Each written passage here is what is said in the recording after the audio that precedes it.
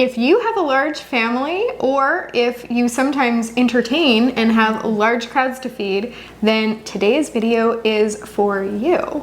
It's true. Most of our freezer meals really do feed at least 4. A lot of them feed 6. I have a bit of a mega-sized family. It's not mega compared to the, 18 kids families out there. Sure. We've got 7 kids, but they're getting older, and so some of them are getting married and, or have significant others or whatever. And so really we're up to about 11, 12, and right. Sometimes we feed even more. So I do know what it's like to feed a large family. Yes, and I don't regularly feed a large family, but I do like to entertain. And so especially if it's kind of short notice. Oh, by the way, I'm Christy, and this is Charla, and we make freezer meals together. Every 3 months we make over 100 meals. And what we do is we make 4 of each recipe, and then we divide them. So she gets 2 and I get 2. And then there are times when if I do have a crowd coming, I'm like, okay, this is one that I'm gonna need to take 2 out. Sometimes they're the same and sometimes they aren't, but that's okay. Then you just take smaller, like it still works, right? It is lovely to have those meals in your freezer so that you have that option. Yeah, I mean, how many times have we pulled, usually when we make corn chowder, we make 8, so we end up with 4 each. And so we lots of times have pulled 2 bags of corn chowder to make that for a crowd, because you just put that on, have some buns or whatever, and you're done. So easy too, but it is so easy. But it stretches. And it's really, really good. And soups tend to stretch. When I was looking for recipes to include in this video, I was noticing that like the majority of the recipes in our Freezer Meals 101 Club are designed for 6 servings, not 4, but we've got the little toggle so you can adjust the serving size. So if you're a family of 2 or 4, it's really easy to adjust that. Or if you're a family of 10, you can also adjust it the other way.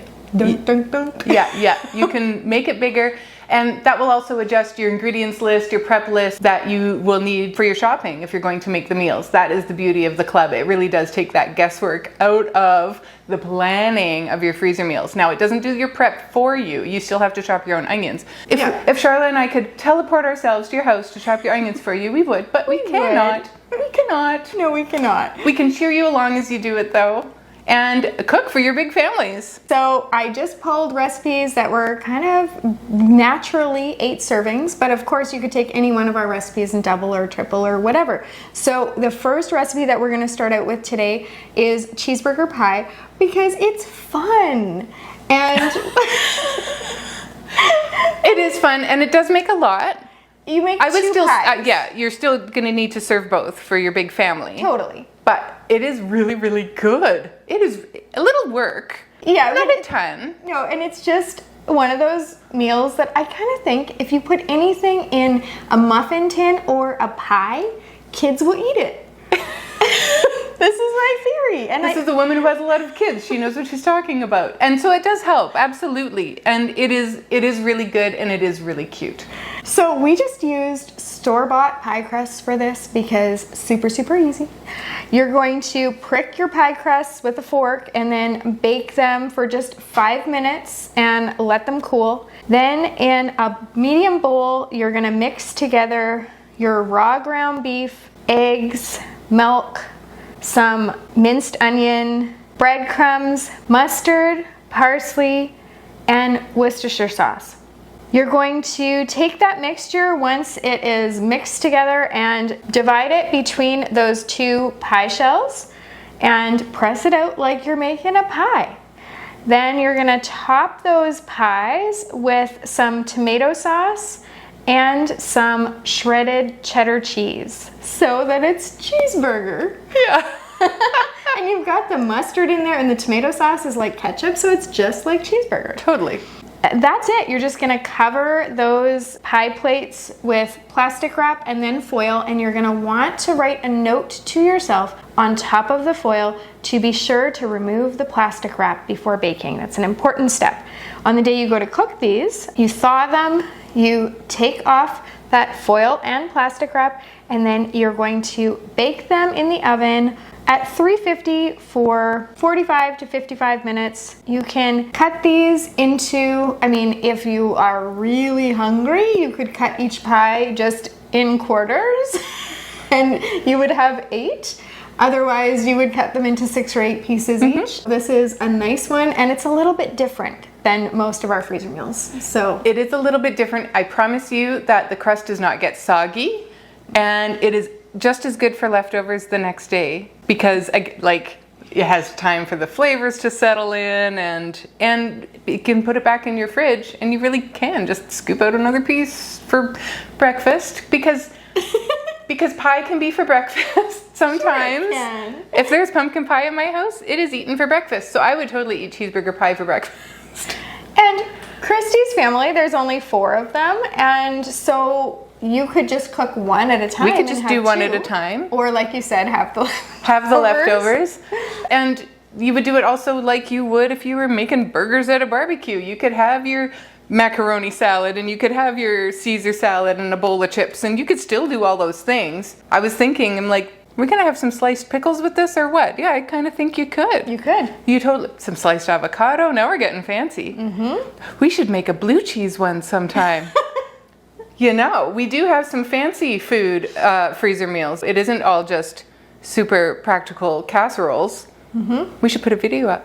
We can put a video right there of some fancy foodie food. Fancy foodie food. Charlotte is a Freezer foodie, meals. and I am along for the ride.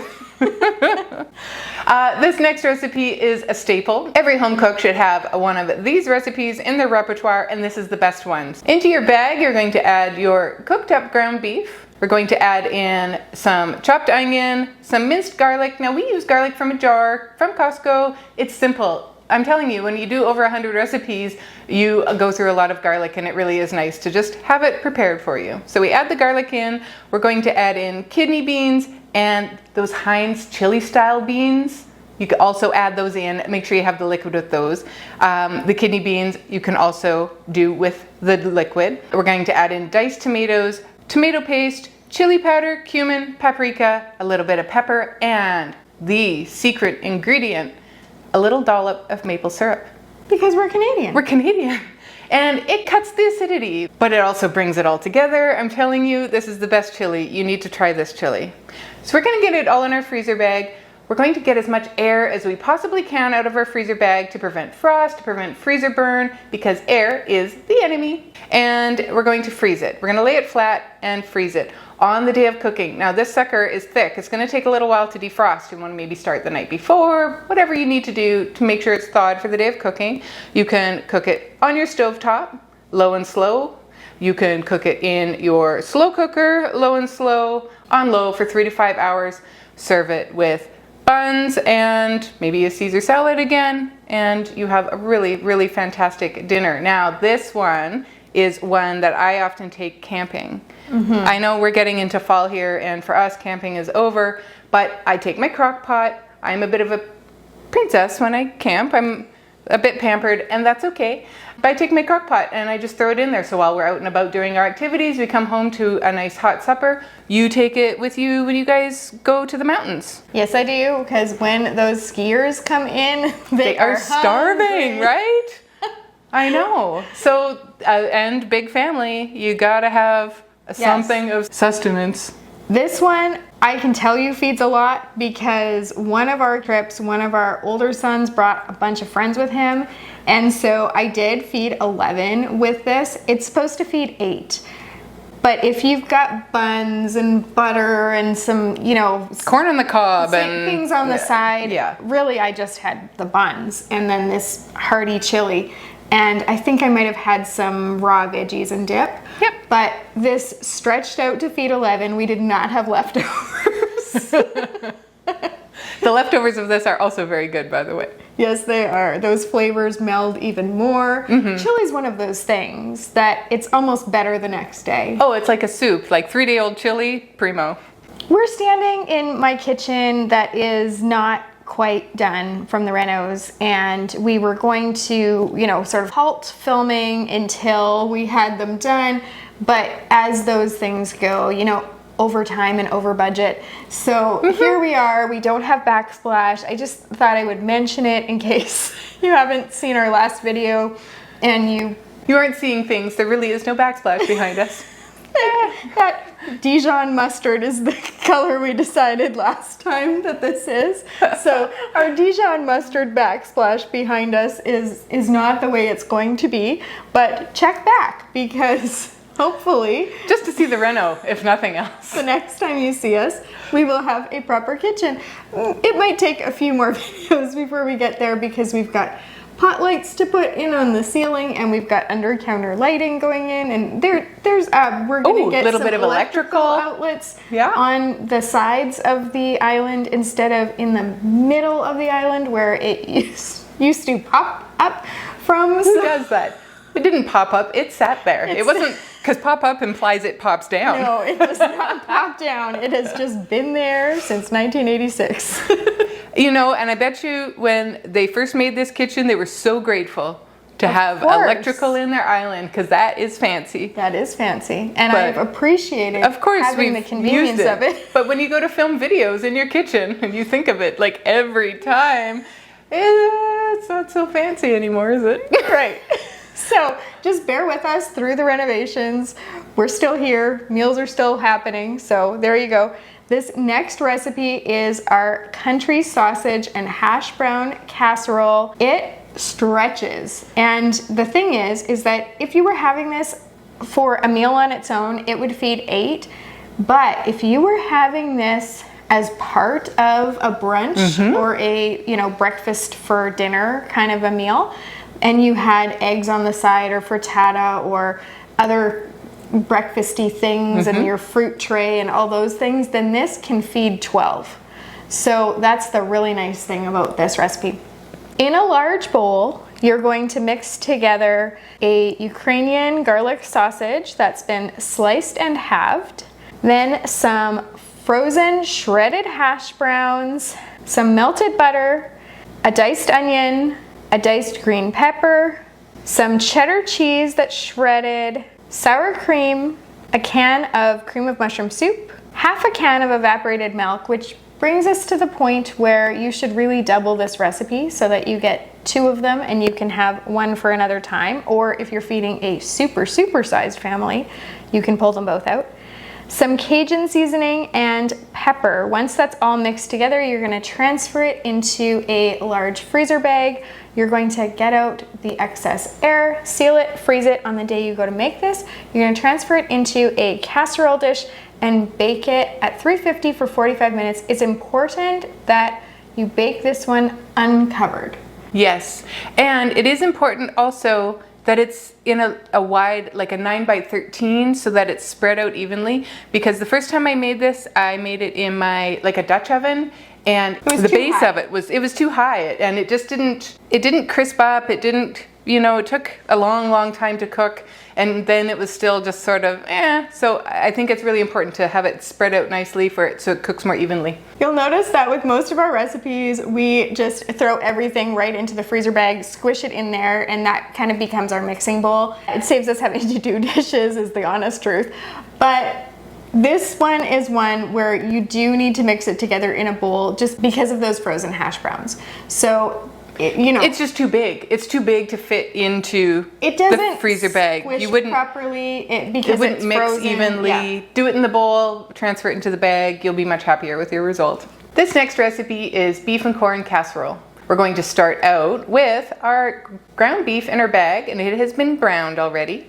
We're going to add in some chopped onion, a can of kernel corn that's been drained, or you could add frozen corn if you like. We're going to add in 2 cans of tomato soup, a bit of ketchup, and some salt and pepper to taste. We're going to mix that around in the bag and save ourselves the bowl. We're going to remove that excess air, seal it, and then in a medium bag, which is the quart size, we're going to place some dry pasta, so like just a couple of cups if you want to measure it that way. And in another bag, we're going to add in some grated cheddar cheese. We're going to remove all the air. We're going to staple these together. Now really, you don't have to freeze your pasta, but just keep it on hand. It needs to just be there for when you go to cook this. On the day of cooking, you are going to cook up that pasta. and you're going to drain it and then mix it together with the contents of a large bag into a casserole dish.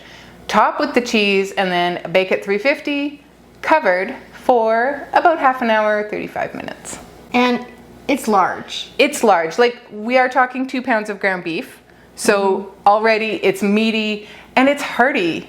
The corn and the onions and the pasta, it's a hearty one. It's very kid-friendly, I find. It's one that, it's not fancy. That is not one of those fancy freezer meals. Not fancy. But it's a kid-friendly, family-friendly, easy weeknight meal.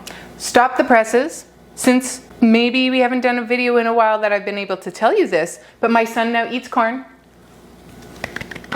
Golf clap. Boy, I haven't done that since the 90s. He eats corn. He was at a friend's house. Get this. He was at a friend's house and they were having corn on the cob, and they had the little things that stick in the end of the corn to hold it, and they were rolling it in the butter and salting it, and they were going crazy over how good this corn was. And he was watching them, and he finally said, I think I'll try some corn. The mom texted me and she said, I think we peer pressured your son into having corn. I'm like, well, there's worse things that it could have been. And he did, and he enjoyed it. So we have had corn at our house that he doesn't, this, because he is a picky kid, this might have been a dish where he would have, he's finally accepted that he has to eat onions if he's going to live at our house. But he will finally eat this now because it has corn in it, and he has decided that he likes corn because he finally tried it. So, yay! Put on the peer pressure to, in the good way, to get your kids to eat those vegetables. Veggies. He will eat vegetables at other people's houses to be polite. He won't do it for me. Isn't that funny? And now he's discovered that he likes corn. And now he likes corn. Sometimes I can get him to eat spinach too. Didn't see that one coming. And mushrooms in our beef stroganoff. Only in the beef stroganoff. Otherwise, he won't eat a mushroom. He loves the beef stroganoff. It's so funny. He requests it. This kid who doesn't like mushrooms requests the beef stroganoff. This Dr. Pepper pulled pork is one of my all-time favorites, and if you've watched our channel for a while, you know that because I'm not quiet about it. I love this recipe. And the nice thing about it is that you can stretch it to feed a crowd. And depending on what size of pork roast you buy, you can also make it a lot larger. And you don't really need to adjust the sauce because there is so much of it there and you're gonna have excess no matter what. So this is just a great one. And this is another one where we take it camping, we take it on our ski trips, because you can feed your family and anyone. We joke that this is one of those ones where people in neighboring campsites will just wander by over because the smell, it just wafts, And so people are like, oh, I just thought I would pop over and introduce myself. What are you having over there? Yes, it's that kind of recipe. Funny. So into your large freezer bag, you're going to add a pork shoulder or butt. Again, you can get anywhere from a 5-pound roast to, it says 7 in our recipe. You could go as high as 9 or 10 in this, really, if you have a crock pot that'll accommodate that. Then you're gonna add a coarsely chopped onion, some chipotle peppers in adobo sauce, some Dr. Pepper, a bit of brown sugar, salt, and pepper. You do want to wait a couple of seconds for the fizzing from the Dr. Pepper to settle down before you seal this. Otherwise, it's really hard to get that air out of the bag. Just a little tip on that we've learned over the years. But you're going to get the air out, you're going to seal that up and put it in your freezer. On the day you go to cook this, you want to thaw it.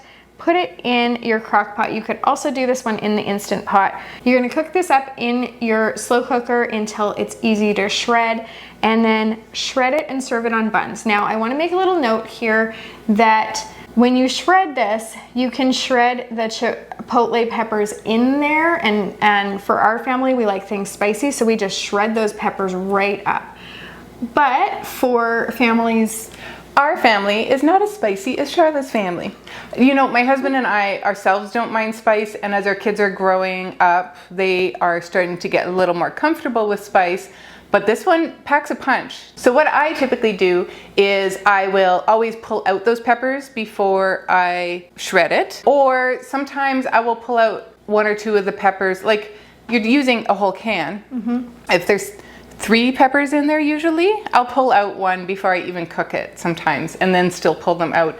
So if you might be a 1 pepper family, you might be a 3 pepper family, you might be a no pepper family, and that is okay. Just even them being in the marinade will be enough to just give it a little bit of heat. And with that paired with the Dr. Pepper, it's a little bit sweet. It's got a little bit of in it. That's and so good. It is really, really good. You just need to be warned about the heat on this one. If you guys love the heat, give her. If you're not so much on the heat, pull those peppers back out. The sauce in there will still give it a tremendous amount of flavor, and it's really, really good. And we're a little opinionated here about how you should eat this. Clearly. We like to eat this yes, the thing with the garlic mayo. You just whip it up. It's Christy's recipe. A little bowl, put some mayonnaise in it, put some minced garlic in it, a little bit of salt and pepper, and a squeeze of lemon juice. Stir it up, taste it. If it needs more of one of those things, go ahead and add it. You could do the same thing with horseradish if you are making a beef roast, just so you know. Instead of garlic, you put horseradish in with your mayo, and now we have a horseradish mayo. So you got your garlic mayo, and then you want to make some coleslaw. And so you serve this on buns. You put the pulled pork on your bun that has the garlic mayo on it, and then you top some coleslaw on that. Then you slather some more garlic mayo on the other bun, and you top. And now you're going to need a bib. You're going to need a bib or an apron, because it is messy at this point. But that's my very opinionated opinion about how you should eat the Dr. Pepper pulled pork. The only way you should eat Dr. Pepper pulled pork. The opinion isn't even about the peppers. It is. Right. It is about the mayo and having the coleslaw. And it could be bagged coleslaw with it doesn't matter. Store-bought salad dressing. That is A-okay. It just, you need the crunch. The crunch. You need the crunch. And then you've got your veggies. Yes. So it also makes this a more complete meal. So there you go. This next recipe is Philly chicken sandwiches. Usually we are used to like a Philly cheese steak, which has beef instead. You can totally do this with beef. I have done this with like chopped up pork chops, even leftover pork chops. This one is made with chicken, and it is so delicious. In a medium-sized bag, we're going to put some provolone cheese that's been pre-sliced. You can get it at Costco. You can get it at the deli section of your grocery store. It could be mozzarella if you really needed to, but when we get the sliced ones, it comes with the little paper in between, which is nice, because then when it goes to thaw, it also has a little paper in between. It peels nicer. So you need that in your medium bag. Get the excess air out, seal it up, and get it ready. In a large resealable freezer bag, we are going to add in our boneless, skinless chicken breasts, a green pepper and a red pepper that have been sliced. We're going to add some sliced onion, some seasoning salt, some minced garlic, and we're going to mix that around together because that is going to be the marinade for your chicken. Seal your bag up after removing the air, and then staple those together. Staple above the seal, right? Otherwise you'll have holes in your bag and you will have a problem. So staple above the seal, please. Now on the day of cooking, you are going to need some hoagie buns, like the sub buns. You can buy them now and keep them in your freezer, or just buy them fresh when the time comes. When you go to make this, you want to thaw it out and put it in your slow cooker. Leave it in there for like on low 4 or 5 hours. Shred it up, and then you can toast your hoagie bun, you can put the chicken on it, you can put your provolone cheese on it, and then put it under your broiler and seal it up. And then this is something else that you probably are gonna wanna have a bib or an apron when you go to eat it. Definitely some napkins on hand. It is so good. Now, if you are an Instant Pot user, this is also a really great one that can go in the Instant Pot. You know your Instant Pot better than I do. So put it in there, do your thing, and shred it up. Bam, you have a really wonderful chicken sandwich that does go a long way. Now, we couldn't really do a large family freezer meals video without doing at least one soup. Because soup is one of those things where, let's face it, it stretches your food, it stretches your time, it stretches $1. It can be made with leftovers. It can be, and it's a complete. Okay, we've talked about this before. It is a complete meal because it's going to have the vegetables, it's got your protein, but I like to add a bun or some crackers with it. Charlotte's okay without it. Yes, but I'm fine with soup being their full meal, and Christy likes that. And I'm like, I'm hungry an hour later, so I need the carb. And that's okay. That's okay. You're out there, I know you are. Whatever way you eat soup, we're good with. Totally. We accept you here. We accept you here. It's true. What this soup that I chose today is, I chose our Hearty hamburger soup because this is often one that we don't plan on making. It's one that when we get to the end of our large mega session freezer meals where we make, I'll pop a video right there to our last one where we made 153 freezer meals. Talk about large family cooking, right? It's true. But at the end of those sessions, because we've got our prepped ingredients, and we will buy things based on, the sale price and based on the package. So if we needed 9 pounds of ground beef, but the packages make it so that it's 10 pounds, we're gonna buy the 10 pounds. Of course. And we're gonna brown it all in preparation for our big freezer cooking session. Therefore, at the end, we often have ground beef left over.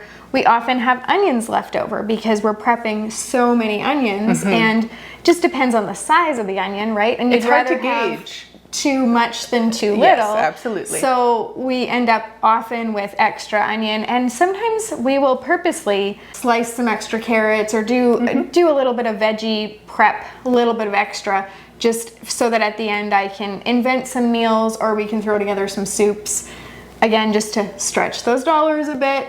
So this Hearty hamburger soup is one that over the years we have made it over and over and over again at the end of those freezer meal sessions, but it tends to change because it depends on what we have left. So the recipe I'm giving you today is for the basic one. Yes. But we have often thrown in extra vegetables that we had. Sure. Or a little less hamburger, a little more hamburger. And that's the thing about soups. And that's the way that you can stretch it too. You add in some more broth and suddenly you can feed more people there, right? More buns. Yes.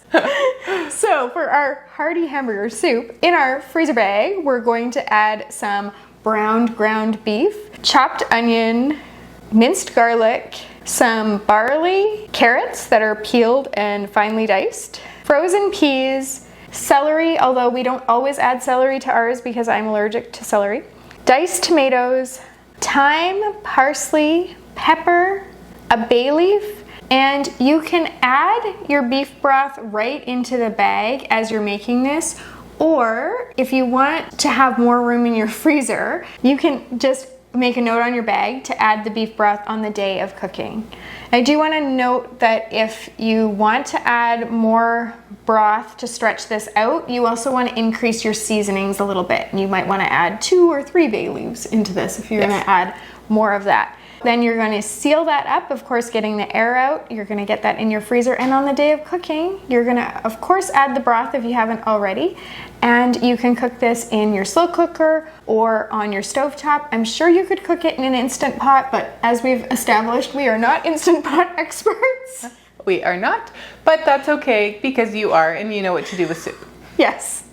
So you can serve this with a bun if you want, or with garlic bread. We've got a really good recipe for make-ahead garlic bread. Yes, we do. Or you could even have this with sandwiches like your BLT or grilled cheese. Absolutely. If you really wanted to stretch it and feed a crowd. So soups are a great way, and this one is just sort of an example soup. Right, because it's an everybody soup. Whether you have a large family or you just sometimes have to feed a crowd, we hope that these recipes are useful for you. Another tip that we have, of course, is when you're making freezer meals, make more than one at a time. That way you have at least 2 of the same meal in your freezer, and you can pull out 2 bags if need be. It's a great way. It also is less expensive usually that way because you can buy the ingredients in bulk or take advantage of sales. So that's just another little simple thing. And also what is good to realize is that it doesn't take twice the time to make 2 of the same meal. It takes a few minutes more at most to make 2 of the same meal, and then you've got double the dinners. And half the dishes.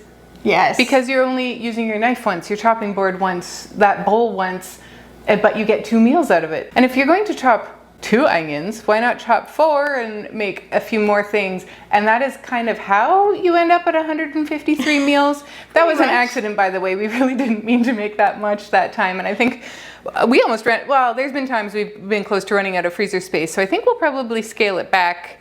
Yes, you know, in the future. Next mega session, we're aiming for, it'll still be over 100, because I mean, it has to be. We need it to last a while. We need it to last at least 3 months. But yes, 153 was like a lot.